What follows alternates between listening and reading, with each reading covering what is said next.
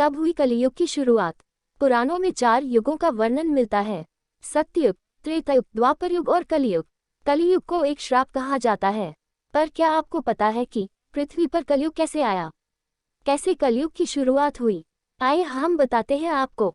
क्या हमने कभी इस बात की ओर ध्यान दिया है कि ऐसा क्या कारण रहा होगा जिसके चलते कलियुग को धरती पर आना पड़ा? वह न सिर्फ आया बल्कि यहाँ आकर यही का हो गया। तो आखिर क्या रहस्य है कलियुग की धरती पर आगमन के पीछे? महान गणितज्ञ आर्यभट्ट ने अपनी पुस्तक आर्यभट्टियम में इस बात का उल्लेख किया है कि जब वह 23 वर्ष की थी तब कलियुग का 3600वां वर्ष चल रहा था। आंकड़ों के अनुसार आर्यभट्ट का जन्म 476 ईस्वी में हुआ था।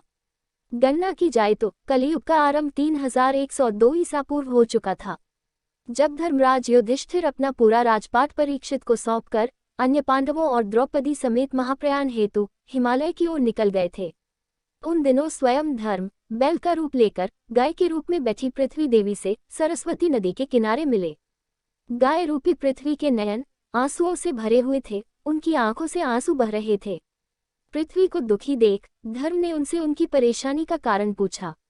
धर्म ने कहा, देवी तुम ये देखकर तो नहीं रो रही कि मेरा बस एक पैर है, या तुम इस बात से दुखी हो कि अब तुम्हारे ऊपर बुरी ताकतों का शासन होगा, कलयुग का पृथ्वी पर कब्जा? इस सवाल पर पृथ्वी देवी बोली, हे धर्म तुम तो सब कुछ जानते हो, ऐसे में मेरे दुख का कारण पूछने से क्या लाभ?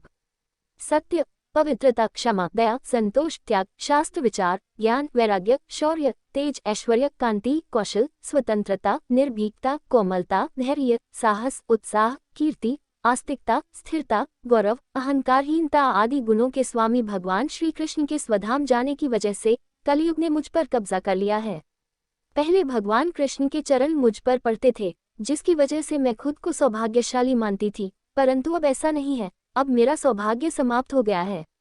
धर्म और पृथ्वी आपस में बात कर ही रहे थे कि इतने में असुर रूपी कलियुग वहां आ पहुंचा और बैल और गाय रूपी धर्म और पृथ्वी को मारने लगा। राजा परीक्षित वहां से गुजर रहे थे। जब उन्होंने यह दृश्य अपनी आंखों से देखा तो कलियुग पर बहुत क्रोधित हुए। अपने धनुष पर बाण रखते हुए राजा परीक्षित ने कलियुग से कहा, दुष्ट पापी तू कौन है? इन निरीह गाय तथा बैल को क्यों सता रहा है? तू महान अपराधी है, तेरा अपराध क्षमा योग्य नहीं है, तेरा वध निश्चित है। परीक्षित ने कलियुग को ललकारा। राजा परीक्षित ने बैल के स्वरूप में धर्म और गाय के स्वरूप में पृथ्वी देवी को पहचान लिया। परीक्षित राजा ने उनसे कहा, हे वृषभ आप धर्म के मर्म को भली भांति जानते हैं, इसलिए आप किसी के विषय में गलत ना कहते हुए अपने ऊपर अत्याचार करने वाले का नाम भी नहीं बता रहे हैं। हे धर्म, सतयुग में आपके तप, पवित्रता, दया और सत्य 4 चरण थे। त्रेता में 3 चरण रह गए, द्वापर में 2 ही रह गए और अब इस दुष्ट कलियुग के कारण आपका एक ही चरण रह गया है। पृथ्वी देवी भी इसी बात से दुखी है। इतना कहते ही राजा परीक्षित ने अपनी तलवार निकाली और कलियुग को मारने के लिए आगे बढ़े। राजा परीक्षित का क्रोध देखकर कलियुग कांपने लगा।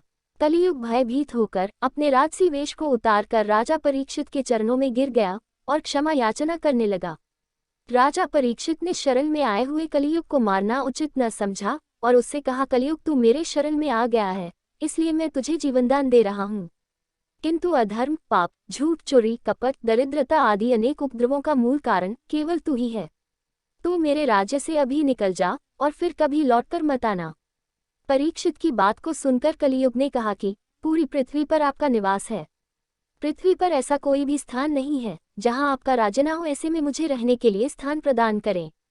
कलियुग के ये कहने पर राजा परीक्षित सोचने विचार कर कहा, झूठ, द्यूत, मद्यपान, परस्त्री गमन और हिंसा, इन 4 स्थानों में असत्य, मद, काम और क्रोध का निवास होता है। तू इन 4 स्थानों पर रह सकता है। परंतु इस पर कलियुग बोला, हे राजन, ये 4 स्थान मेरे रहने के लिए अपर्याप्त है, अन्य जगह भी प्रदान कीजिए मुझे। इस मांग पर राजा परीक्षित ने उसे स्वर्ण के रूप में 5वां स्थान प्रदान किया। स्वर्ण रूपी स्थान मिलते ही कलियुग ने राजा परीक्षित के सोने के मुकुट में वास कर लिया। कलियुग इन स्थानों के मिल जाने से प्रत्यक्षतः तो वहां से चला गया, किंतु कुछ दूर जाने के बाद अदृश्य रूप में वापस आकर राजा परीक्षित के स्वर्ण मुकुट में निवास करने लगा।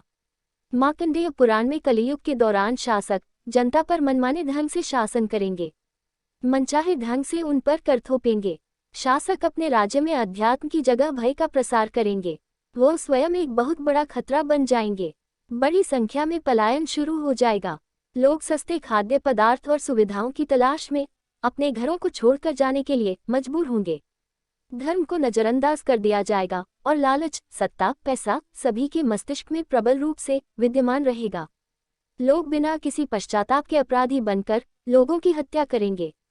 संभोग जिंदगी की सबसे बड़ी जरूरत बन जाएगी। लोग बहुत आसानी से कसम खाएंगे और उसे तोड़ देंगे। वचनों का कोई अर्थ नहीं रह जाएगा। लोग मदिरा और अन्य नशीले पदार्थों की चपेट में आ जाएंगे। गुरुओं का सम्मान करने की परंपरा समाप्त हो जाएगी। ब्राह्मण ज्ञानी नहीं रहेंगे। क्षत्रियों का साहस खो जाएगा और वैश्य अपने व्यवसाय में ईमानदार नहीं रह जाएंगे।